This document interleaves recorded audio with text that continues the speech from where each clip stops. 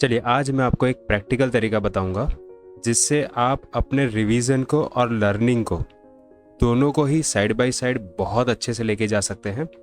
सबसे पहले मैं बात करता हूं कि मान लीजिए कि आप प्रिपरेशन कर रहे हैं और डेली बेसिस पे आप एक टॉपिक एटलीस्ट पढ़ते हैं। ठीक है, मैं एक एग्जांपल दे रहा हूँ, इसको आप यूज़ कर सकते हो अपने तरीके से। यहाँ पे मैं रखता हूँ लर्निंग के लिए। ठीक है, यहाँ पे आप कुछ ना कुछ नई नई लर्निंग कर रहे हैं। ठीक है, सपोज मैं मान के चलता हूँ कि टॉपिक 1 आपने आज पढ़ा। ठीक है, अब हो सकता है यहाँ पे आपने 3 टॉपिक भी पढ़े हो सकते हैं और ज़्यादा भी पढ़े हो सकते हैं, बट मैं 1 से समझा रहा हूँ कि कैसे आपको अप्रोच करना है। यहाँ पे टॉपिक 1 हो जाएगा, फिर 2, फिर 3, फिर 4, फिर 5 और 6। सिर्फ मैं सैटरडे तक का रखता हूँ, उसके पीछे का भी एक लॉजिक आपको बताऊँगा।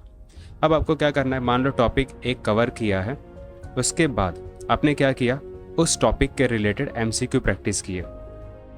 राइट, कितने एमसीक्यू प्रैक्टिस किए? मान लो 5 क्वेश्चंस आपने प्रैक्टिस किए, जिस टॉपिक को पढ़ा उसी के रिलेटेड 5 एमसीक्यू प्रैक्टिस कर लिए। ठीक है, अच्छा, उसके बाद नेक्स्ट टास्क जो आ जाता है वो मैं यहाँ पे लेता हूँ। अब इसके पीछे एक साइकोलॉजिकली मैंने एक पूरी चीज़ें बनाई है, ध्यान से देखिएगा। देखिए, अब ये टॉपिक 2 जब आपने पढ़ा तो सेकेंड डे आपने टॉपिक 2 पढ़ा और उसके साथ साथ 5 एमसीक्यू टॉपिक 1 के किए थे। यहाँ पे मैं लिख देता हूँ T1 टॉपिक 1। अब 10 क्वेश्चंस आप करोगे टॉपिक 1 के। ये वाला जो पार्ट हो जाएगा आपका, वो हो जाएगा रिवीजन वाला part. This will be the revision वाला पार्ट। कौन सा? एक दिन पहले का रिवीजन।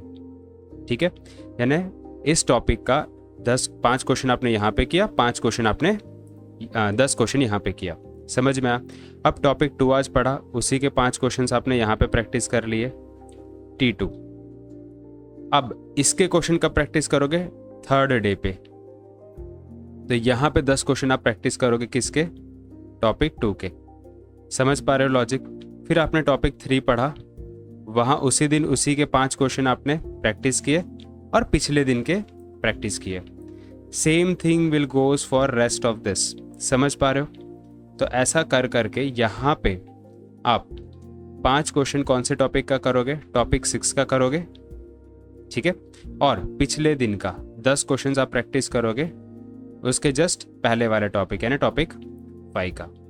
और यहाँ पे 5 क्वेश्चन ऑलरेडी आप कर चुके होंगे टॉपिक 5 का, क्योंकि यहाँ पे चल रहा है आपका टॉपिक 5। अब यहाँ पे देख रहे हो, हर एक दिन के बाद एक रिवीजन प्लान मैंने यहाँ पे किया है। अब बाकी का टाइम क्या? देखो, मान लीजिए लर्निंग के लिए आपको अप्रॉक्सीमेटली 2 आवर चले जाते हैं, मैं मान के चलता हूँ। ये 5 क्वेश्चन करने के लिए मैं 30 मिनट्स दे रहा हूँ। ठीक है, ये 10 क्वेश्चन करने के लिए हो सकता है 30 मिनट से लेके 1 आवर तक चले जाए। ठीक है, अभी भी आपके पास, चलो 1 आवर लेके चलता हूँ ताकि कैलकुलेशन ईजी हो जाए। 2 आवर्स लर्निंग, 30 मिनट उसी की प्रैक्टिस, यानी 2 आवर 30 मिनट उसी का पढ़ा और 1 आवर इसका पढ़ा है, यानी 3 आवर्स एंड 30 मिनट का आपने अभी तक का पढ़ाई कर चुके हैं। ठीक है, अगर अब आपको अगर आपको चांस मिलता है तो मैं क्या कहूँगा, यहाँ पे तो एक सब्जेक्ट का लिया था, नाउ टेक सब्जेक्ट 2। राइट, यहाँ पे आप ले सकते हो सब्जेक्ट 1। सब्जेक्ट 2 का भी इसी तरीके से आप चार्ट बना दोगे and then you will follow same thing with this also, कि टॉपिक 1 सब्जेक्ट का पढ़ा, उसी के आपने क्या कर लिए, 5 क्वेश्चंस कर लिए और 10 क्वेश्चंस रिपीटेशन। अच्छा, यहाँ पे क्या करेंगे, यहाँ पे जो सैटरडे को जो टॉपिक पढ़ा ना, उसके 10 क्वेश्चन आप यहाँ पे करेंगे। टॉपिक 6। यहाँ पे हो जाएगा कि 10 क्वेश्चन यहाँ पे प्रैक्टिस कर लिए। उसके बाद क्या होगा, संडे यहाँ पे मैंने ब्लैंक रखा है। संडे के लिए आप क्या करोगे, जितने भी टॉपिक आपने पढ़े हैं पूरे टॉपिक का रिवीजन होगा संडे। समझ में आया? यहाँ तक, और बाकी का हाफ पीरियड संडे में आपका फ्री रहेगा। आई होप इस तरीके से अगर आप प्लान करोगे और बेहतरीन रिजल्ट लेके आओगे। Thank you so much. जय हिंद, वंदे मातरम।